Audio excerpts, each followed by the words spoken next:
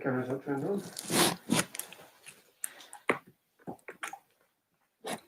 Did it go to sleep? No, I turned the camera on. Did it die?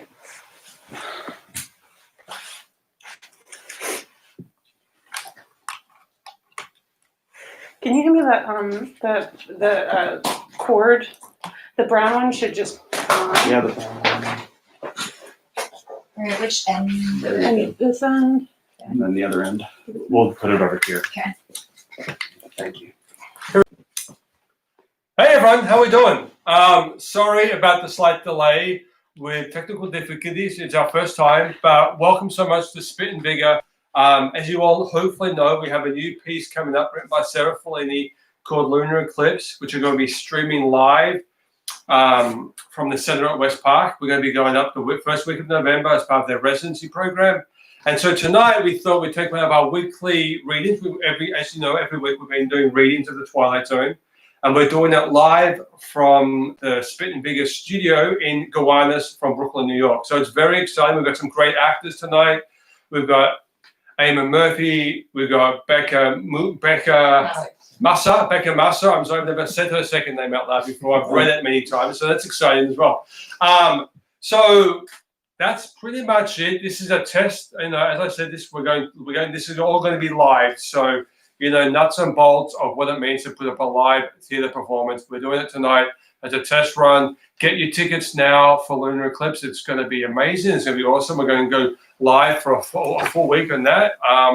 And tonight we're doing the Twilight Zone. I'm very excited. I'm all dressed up in costume. And without further ado, I give you the Twilight Zone.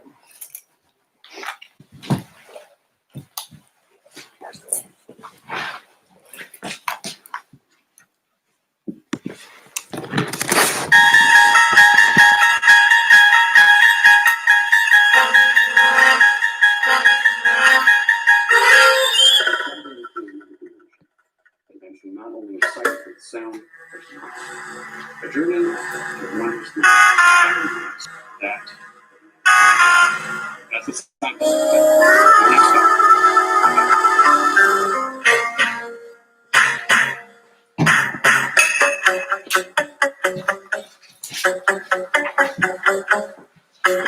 Act 1. Interior Main Street, Ridgeview, Ohio. Day. Fade in and pan down from a sunny sky to a young married couple, Dawn and Carter, who look a little bored. They ride in a convertible that's being towed through a small town. Pat shakes her head in disbelief that this is happening. The tow truck pulls into a garage and parks. Dawn glances at Pat, gets out of the driver's seat, stretches his stiff back, looks around at the little town, which is Dullsville. He crosses to the mechanic, who has just emerged from the truck. How long is this going to take? Like I told you, nobody stocks fuel pumps around town. I'll have to send it into Daytonport. How long will that take? Oh, 3-4 hours. Better figure on 4 to play safe. A disappointed Dawn leaves the mechanic and helps Pat out of the car. 4 hours? Crazy. Let's get some lunch. Lunch? We can homestead. They start walking down the sidewalk, hand in hand, searching for a place to eat. Dawn and Pat are in their 20s, casually dressed, a nice-looking couple.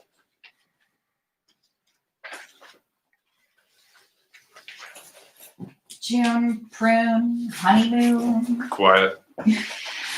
Wyatt. Don't think I should phone the office again, huh? You're gonna lose that promotion if you keep pestering them, lover. I'm going to lose it anyway. That's a fine way to talk, and I thought I married a man with confidence. And who is the best man for the job? Me. But Thompson has seniority. That doesn't mean a thing. Little Miss Sunshine. Huh? That's me. He gives her a kiss on the cheek.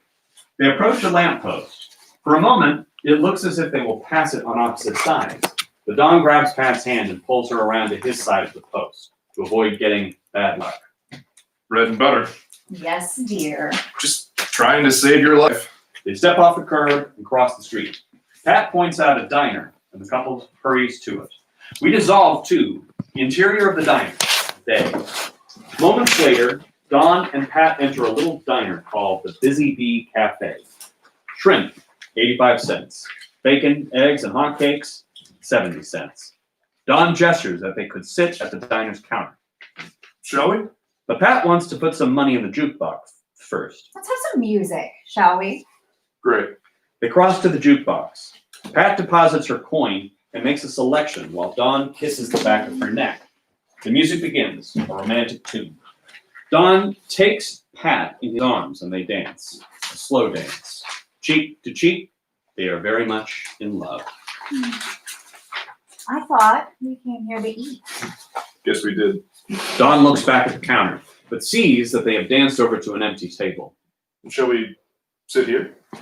As they sit side by side, Dawn's attention is immediately drawn to the table's odd napkin holder, which doubles as a penny fortune machine. Insert a penny, ask a yes or no question. Pull a lever, and the machine dispenses a small card with an answer to the question. Sort of a 1960 version of a magic 8-ball. Every table in the diner has one of these machines whose brand name is Mystic Seer. Atop each machine is the bobbing plastic head of a horned devil, its face winking and grinning mischievously. Oh, what have we got here? The Mystic Seer. What? Well, let's try it, shall we? Have you got a penny, honey? I think so. What do we ask it? I don't know. I got it. What? Hold. Nothing is going through, just audio. Just audio. Oh, hold on. Technical Difficulties. Try back to.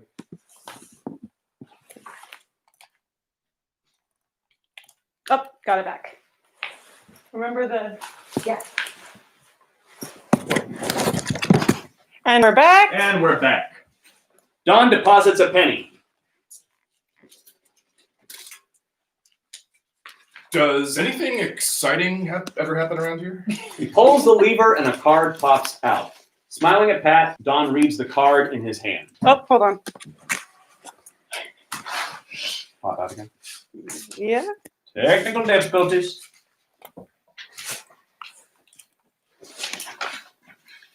I know. It looks like the shutter might be closed. Yeah. This script is missing nearly all the pages. Here, take this one. That's okay. I got it. Hey. All right. Hold on. Hold on.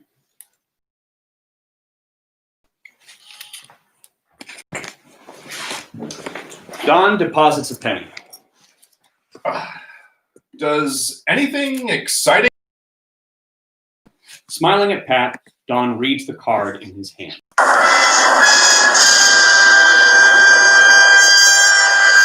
It is quite possible. The hand belongs to Mr. Don S. Carter, male member of a honeymoon team en route across the Ohio countryside to New York City. Fast pan to a table opposite, where the omniscient narrator sits, gently touching the devil's head on another mystic seer. He wears a dark business suit, carries a lit cigarette, and speaks directly to the audience. In one moment, they will be subjected to a gift most humans never receive in a lifetime.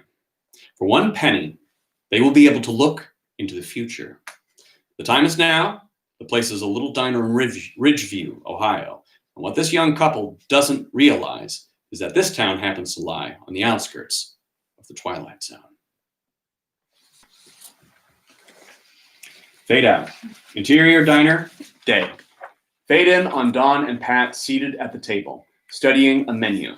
The diner's weird old counterman sets a couple of glasses of water in front of them.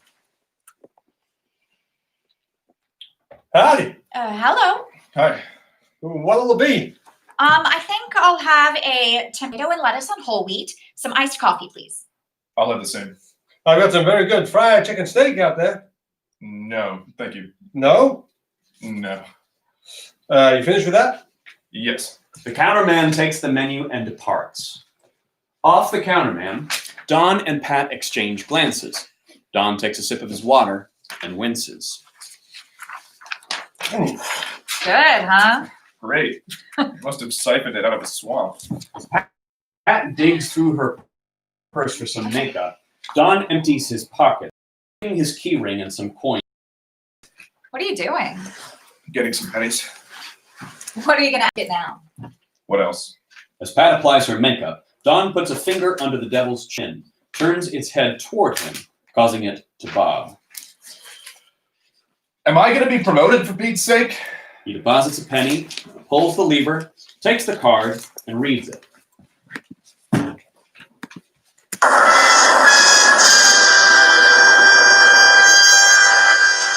Hey, look, What?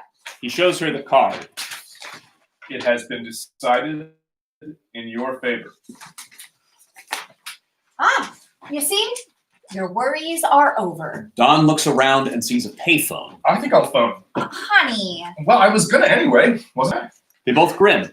Don picks up his spare change, crosses to the payphone, inserts a coin, and dials the operator. Pat continues to smile at Don's behavior. She picks up his key ring from the table and looks at the rabbit's foot and four-leaf clover on it. Hello, operator. Give me Maine 18997 in St. Louis, please. That's right. How much? 75 cents. Honey, you got another quarter on you? She nods, smiles, digs in her pocketbook for her change purse, and brings him the money. Is this called necessary? Here you are, operator. He deposits the necessary amount. A moment of tension follows, and then Hello. Connect me with Mr. Weldon's secretary, please. Keep your fingers crossed. it just might be backlogged. We may have to continue. Okay. Just give it a second and see if it catches up. Is it maybe because there's too, like, is yours? I'm on my on- own Oh, you hotspot. are? Okay. Okay, so. Maybe they're conflicting. Could Yeah, you? get back out. Yeah. Let's do that for now, just in case. Yeah. Sorry, it's good to have you in here though to know To when. know that that's Yeah. the case. Well, thank you very much, Emma. All right. I don't know what to do other than just keep going. So Let's just keep going. cool. All right. So from we're picking it up again from they hug, return to the table, and sit. You're now looking at the world's youngest office manager. And I am happy to say, I told you so. So did he. Yeah, well, I told you first. I think we ought to celebrate. She dips into her change purse.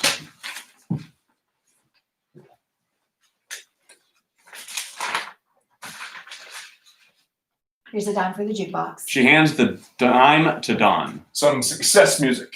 Don rises and goes to the jukebox. Or the triumphal march. Don't know whether I can find it here. He selects a jaunty, generic version of American Patrol, and doing a goofy little strut in time to the music, rejoins Pat at the table. Crazy. The counterman arrives with their sandwiches. Oh, thank you. You ain't gonna like this as much as you would that chicken fried steak. We'll bear up.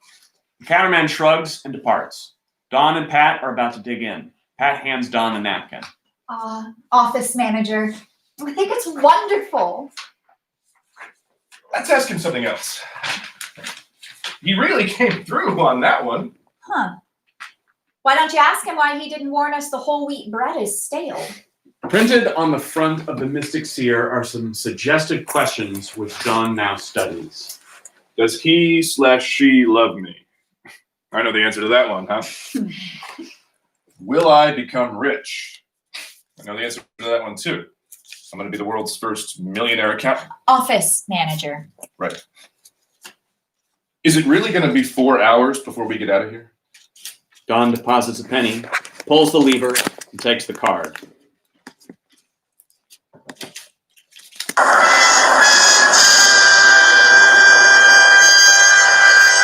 You may never know. What does that mean?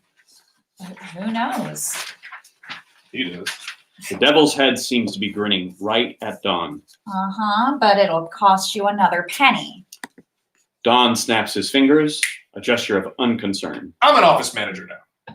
He deposits a penny. What do you mean, we may never know? No, that's not a yes or no question. You mean something will keep us from knowing? Something will happen to us? Don pulls the lever and takes the card.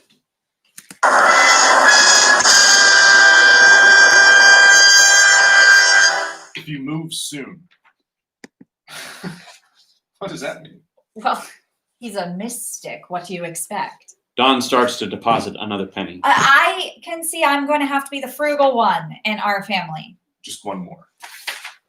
You mean that we're not supposed to move? We're supposed to stay here?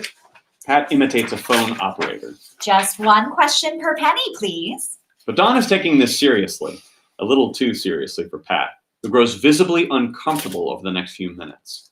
Don deposits a penny, pulls the lever, takes the card. That makes a good deal of sense. How long should... no. Don checks his watch. It's almost 2:15. Should we stay here until 2:30? Don deposits a penny, pulls the lever, takes another card. Try again. Don deposits a penny. Should we stay in here until 3 o'clock? Don pulls the lever and takes the card. There's no question about it. Pat doesn't like where this is leading. Don, let's take a look around town, huh? Every answer seems to fit. You're joking, aren't you? I mean, Don starts to deposit another penny, but Pat stops him. Don, no more. But Don gives her a look and deposits the penny anyway. If we don't stay in here until 3 o'clock, something bad will happen to us? Don pulls the lever, takes the card, reads it to himself. Don, for heaven's sakes. Read it. Do you dare risk finding out? Don, let's go. But clearly, Don does not want to leave. He quickly turns to his lunch. I haven't finished my sandwich yet. Don't you want some ice cream? An awkward silence follows. Don checks his watch. It's still a little before 2:15. Dissolve 2. The interior of the diner, day. The diner's clock now reads 4 minutes to 3. Pat buys a pack of cigarettes from the diner's vending machine.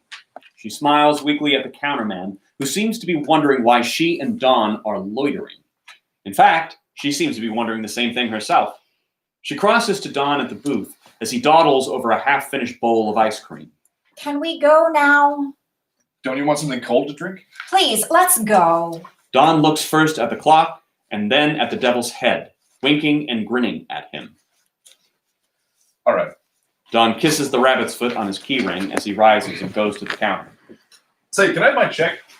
You don't need a check. I know what you had. 2 sandwiches, 85 cents. Iced coffee, $1.10. 2 ice creams, $1.60 with 3 cents tax. Here, keep the change. Thanks. And come back now. Don joins Pat at the door. They exit the diner. Cut to exterior, street, day. Moments later, Don and Pat cross the street, walking hand in hand. Don wipes his brow. Hot, hot, hot. Yeah, Maybe it won't take them 4 hours to fix the car, you think? maybe. Tom, you didn't really want to stay in there, did you? No. Honest? Well, why was it so specific? Specific, sweetie. They both stop, having crossed the street. If you move soon, that makes a good deal of sense. Try again. There's no question about it. You may never know. Do you dare risk finding out? Don, it's just a napkin holder in a little cafe in Ridgeview, Ohio. Oh, I know. I know. All right. What about my promotion then? Didn't it tell me it has been decided in your favor? Isn't that... Oh, forget it. I suppose I'm just being stupid. No, you're not. You're just... Don't say it. Superstitious. It's like you married an alcoholic, isn't it? Only instead of bottles and chandelier, it's rabbit's feet and 4-leaf clovers in my pockets in the car. And you're all mine. Pat gives him a kiss. He puts his arm around her again, and they stroll down the sidewalk hand in hand. For a moment, everything seems back to normal, until Don looks around nervously. What are you doing? What? Well, you keep looking around as if Do I?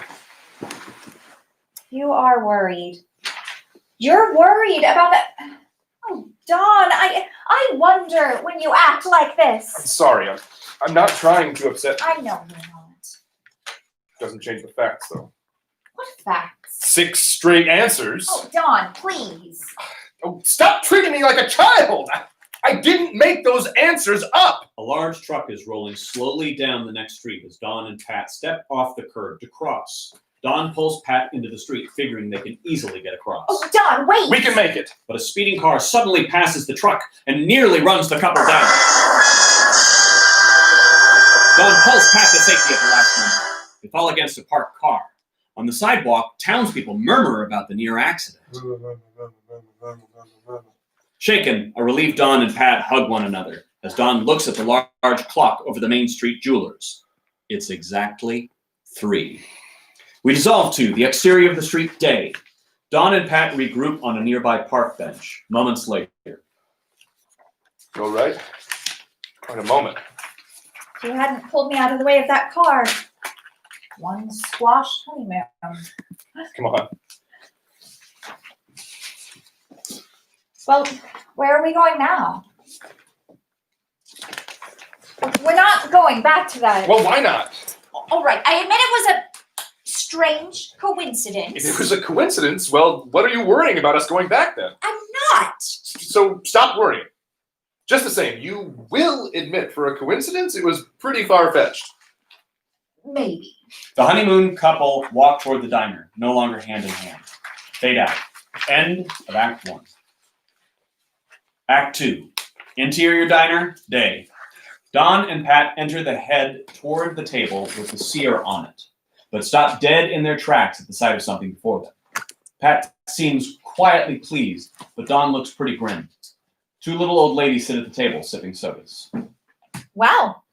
Someone's sitting in front of our mystic seer. Dawn's in no mood for irony. Pat turns and walks over to the counter. She looks up to see that Dawn still stares at the little old ladies. Dawn, A frustrated Dawn turns to her stiffly.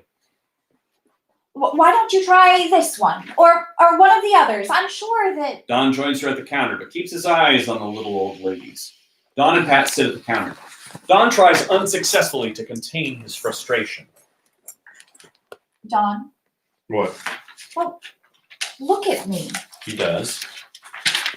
Well, you really don't think that gizmo can foretell the future, do you? It foretold ours. How did it?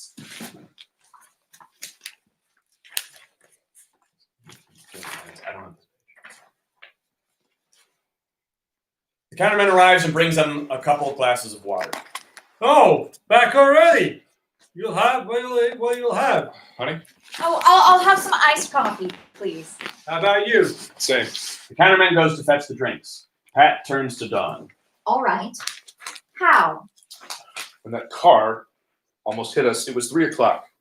Exactly when that machine said. Dawn, you said 3 o'clock, not the machine. You decided to sit in here as long as we did. You. Oh, this is ridiculous. Can't you see that you made up all the details? And all that thing it did was give back generalities? What are you getting so upset about? You! That you could even consider the Will possibility you that... listen? Dawn and Pat quiet down as the counterman arrives with the drinks. Excuse me. Yes? Can you give me some pennies? Oh, sure. How many? 10. The counterman grabs a huge jar of pennies and counts them out as the little old ladies leave the table. Come on. Dawn rises from the counter and hurries to the now vacated table. One of the old ladies pays the counterman and they exit the diner. Pat brings the drinks from the counter to the table where Dawn sits, having already deposited a penny with his finger under the devil's chin. Early. Pat now sits on the opposite side of the table from Dawn. Did you know about the car almost hitting us? Dawn pulls the lever and takes the card.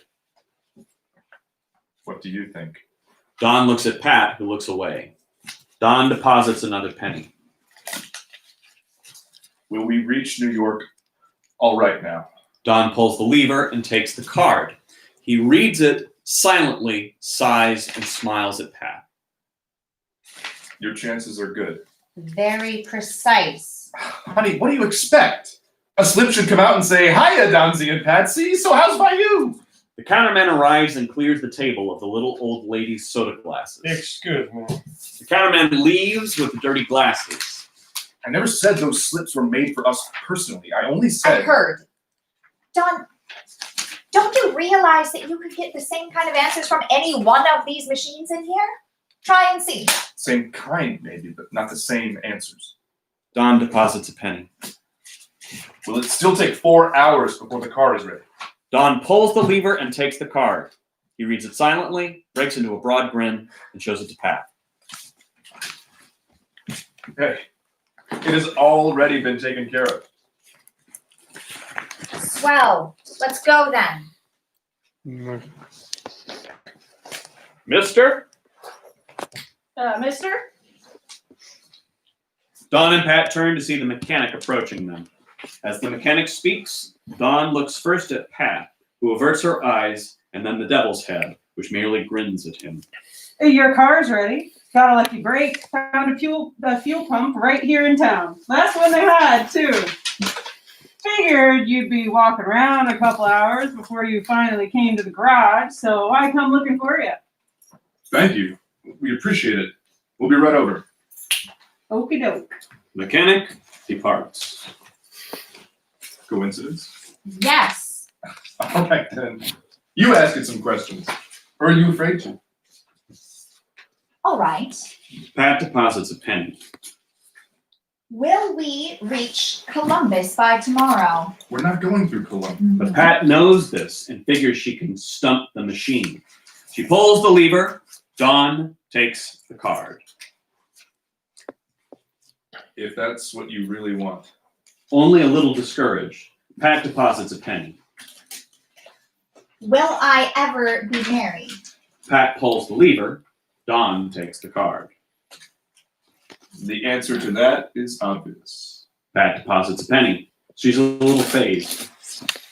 It's not possible to foretell the future, is it? Don pulls the lever and takes the card. That's up to you to find out. Pat deposits a penny. She's almost hysterical now. You're just a stupid piece of junk, aren't you? Pat pulls the lever.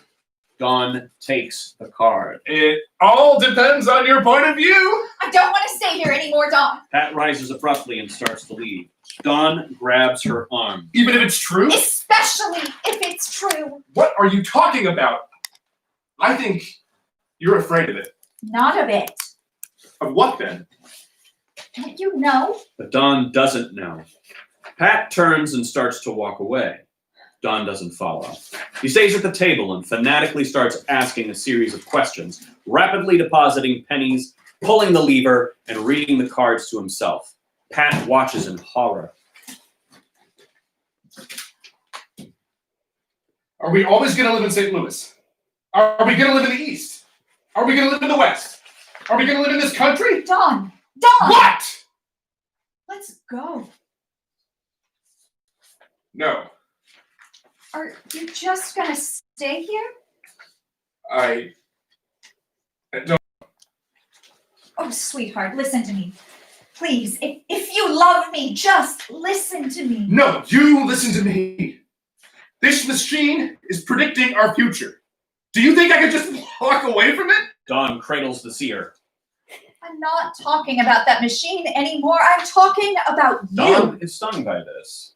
Are you just gonna sit here and let that thing ruin your life? Pat stalks away and turns her back on Don. Run my life? Don stares at the seer for a long moment, then rises and crosses to Pat. Run my life. Isn't that exactly what you're letting it do, Don? It made you call the office before. It made you stay here instead of leave. It made you afraid to walk down the street. And now it's telling you where you're going to live. Wait, it's as if every superstitious feeling you've ever had is wrapped up in that one machine. It doesn't matter whether it can foretell the future. What matters is whether you believe more in luck and in fortune than you do in yourself. Well, you can decide your own life. You have a mind. wonderful mind. Don't destroy it trying to justify that cheap penny fortune machine to yourself. Pat, We can have a wonderful life together if we make it wonderful ourselves. Pat buries her face in Dawn's chest. He embraces her. Pat, I don't know what's gonna happen. I want us to make it happen. don't cry, darling. Don't cry. The counterman approaches, concerned. Is there anything wrong? No, it's all right. The counterman withdraws. Don't cry. We'll go. You're right. I'm a jerk. No, you're not. You're wonderful. Yes, I am. I'm the world's biggest jerk. Come on, let's go get our car. More to the seer than to Pat. Yes, that's right. Let's go get our car. We'll drive out of this town and go where we want to go. Anytime we please. Dawn, I love you. I love you too, baby. Dawn kisses her on the mouth and leads her towards the door, stopping only to pay off the counterman. Keep the change. Thanks. Come on back now. Dawn and Pat exit. The door hasn't even shut behind them when another couple, older and rather desperate looking, enter the diner and move directly to the table where Dawn and Pat have spent much of the afternoon. The man places a handful of pennies on the table as they sit. An awkward pause follows. Oh, go ahead. The man deposits a penny in the mystic seer. Can we ask some more questions now? The man pulls the lever and takes the card. He and the woman silently read it. She sighs in relief. He deposits a penny. Do you think we might leave Ridgeview today? The man pulls the lever, takes the card, reads it. Oh, Lord. He and the woman silently read it. He and the woman silently read it. She sighs again, this time in despair. He deposits a penny. Is there any way out? Any way out at all? Under the narration, the man pulls the lever, takes the card. The woman can't bear to look. He reads the card silently, puts his hand to his mouth. He deposits a penny, asks a question, pulls the lever. Counterbalance in the little town of Ridgeview, Ohio. Two people permanently enslaved by the tyranny of fear and superstition. Facing the future with a kind of helpless dread. We cut to exterior Main Street, day.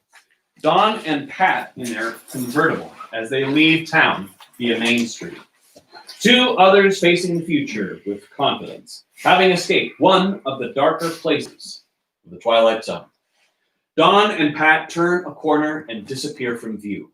The Main Street clock reads a little after 3:20. We pan up to the sunny sky, dissolve to a starry night sky, and fade out.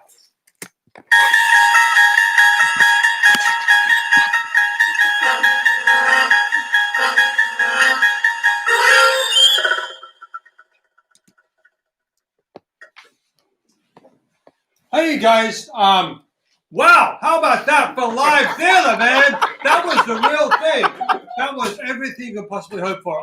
Thank you so much for coming. Thank you for watching.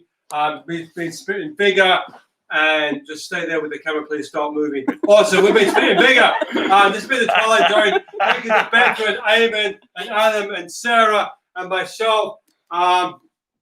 We've loved having you. Please keep an eye out for Lunar Eclipse. It's going to be wild. It's going to be a real play with actors and sets and costumes and the whole thing. No more Zoom, man. Theater is coming live at you. We're going to bring it to you, and it's going to be awesome. That's it from us. We'll see you soon. Thank you, and good night. And it'll be prepared. Thank you for being guinea pigs. Okay.